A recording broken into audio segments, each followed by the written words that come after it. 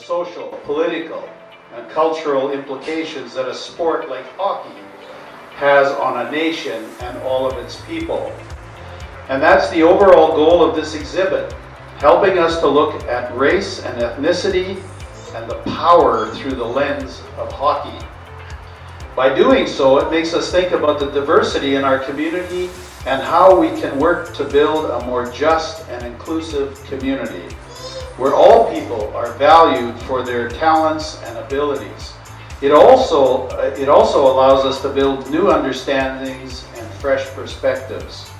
Our diversity makes us stronger if we are intentional about being inclusive and welcoming. And if we are intentional about it, sports like hockey can build bridges that unite us all. Hi, my name is Satinder Dillon, and I designed the We Are Hockey exhibit. All the work and players mentioned in the exhibit come from Courtney Zoe's work. I think she wrote her PhD or thesis on everything, and that's where we got all of our work from, or information. So there's a lot of stuff in it. Obviously, we'll miss some things and have some things, so yeah, it's just some significant events. Okay, the one thing I learned from the exhibit is that if like issues like race and stuff come up, we shouldn't shy away from it. We should talk about it and dig deeper into what's actually going on, rather than just kind of like brushing it off, or just kind of, if something does happen, it's like there for a day and then we kind of forget about it. So things like this, we should just keep shining the light on and showing like what really goes on.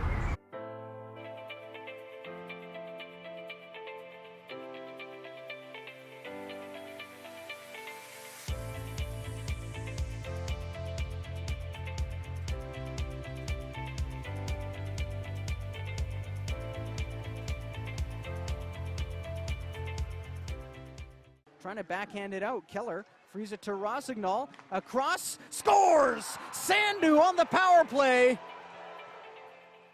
My name is Tyler Sandu. I play for the UBC men's hockey team. I started playing hockey when I was about 4 years old. My parents put me on skates when I was 3. And then pretty much I started getting into hockey because my dad, he loved hockey all his life. Pretty much they always said that my first thing I'd always go towards was my hockey stick when I was younger, so I pretty much picked it up and never really turned back. Corner now. Cahoon, slot, Parhar shot, scores! A second power play goal for the Thunderbirds. Paneet Parhar, I played for UBC for 5 years, 2012 to 2017. I started playing hockey when I was 9. I started playing hockey because of my brother and a newspaper ad that said girls can play hockey, Tri-City Predators, so my mom put me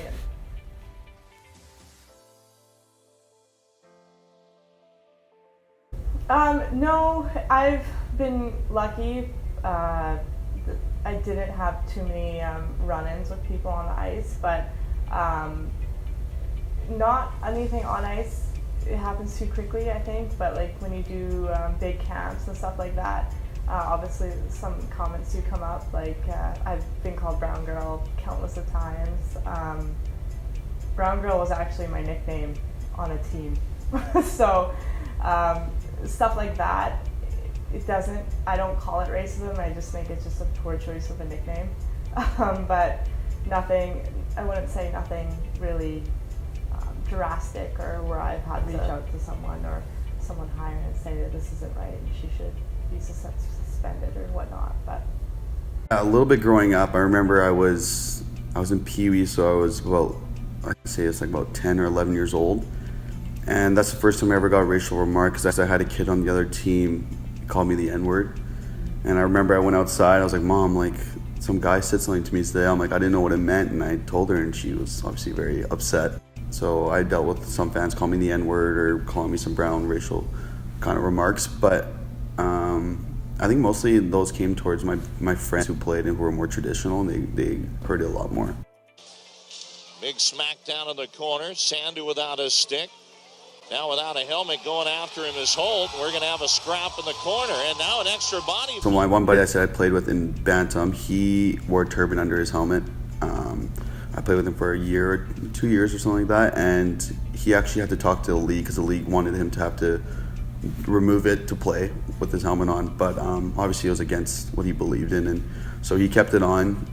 But he heard it the most. Like, he used to have people call him Turbinator, and like I heard people call him butter chicken, like some of the worst things that people can say. And he was very, very good about it, though. He was very strong because, you know, I think it's kind of what we've had to deal with while playing hockey.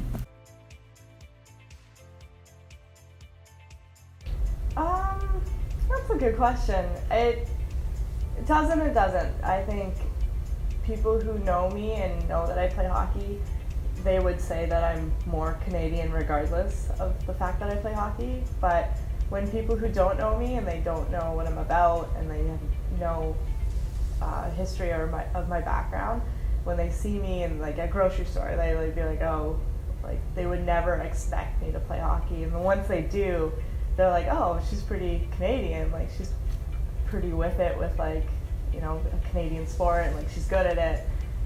Then those people think I'm more Canadian. But personally, like, if you take out hockey out of my life, I would say I'm just the same. But other people do perceive that I am more Canadian because I play hockey.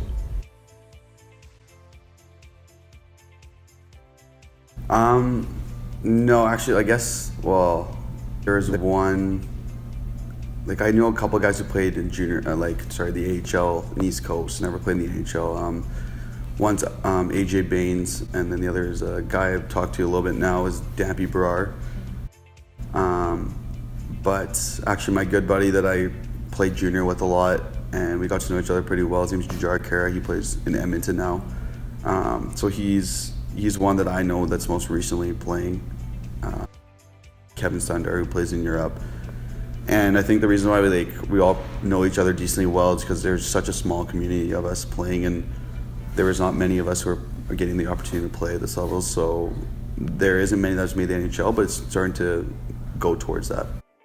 Edmonton, number 16. What's his name? Kara? Yeah, him.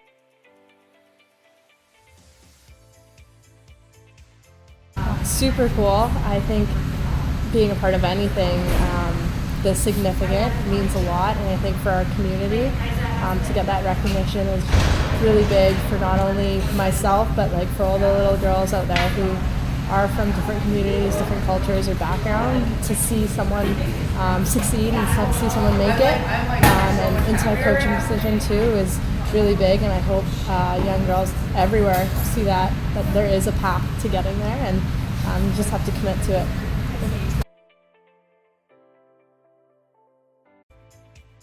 I see it as a road bump.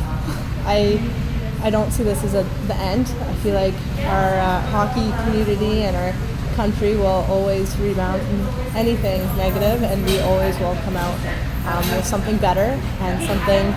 Maybe it needed to happen. Maybe we need to reconstruct and rethink how big we want to make this be, and maybe this is a step forward at a later date, but we don't know that yet. And I think with the people who we have in this country who support the hockey community, that we'll never not have a good moment in hockey, and I think we'll go forward from here.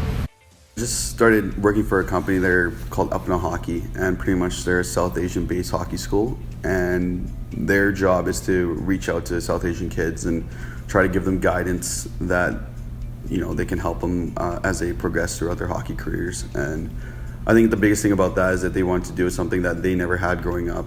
We never really had anybody to look up to in our own community. And the NHL and the World Juniors have already taken a step in it. We're actually going to be working with the NHL during the draft to do a whole skills thing for all the East Indian kids. And then we also did something for the World Juniors where we had a big camp going on for all the East Indian kids who are into hockey, and the whole World Juniors put it on. So I think it's taking steps towards it. There's a lot of people that are, you know, starting to look for that and try to help in the community, and hopefully it just keeps moving forward.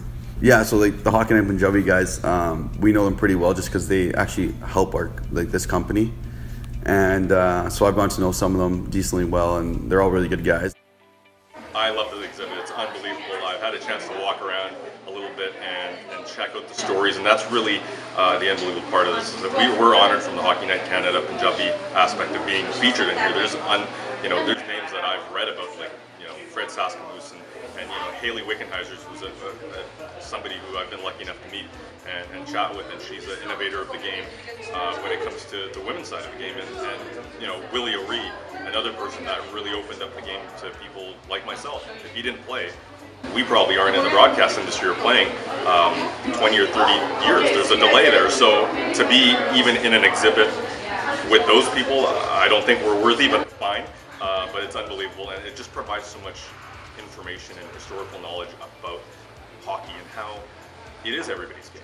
We Are Hockey is a significant title for this exhibit because everybody, all these communities featured, have a rich history in it, and that's something that hasn't been told in the past. Come check out the We Are Hockey exhibit. It's up for the whole year until next year, March. So if you guys are ever in Abbotsford, some people think that's far away, but not really. So come down to the Civic Heritage Museum and see just what hockey actually is.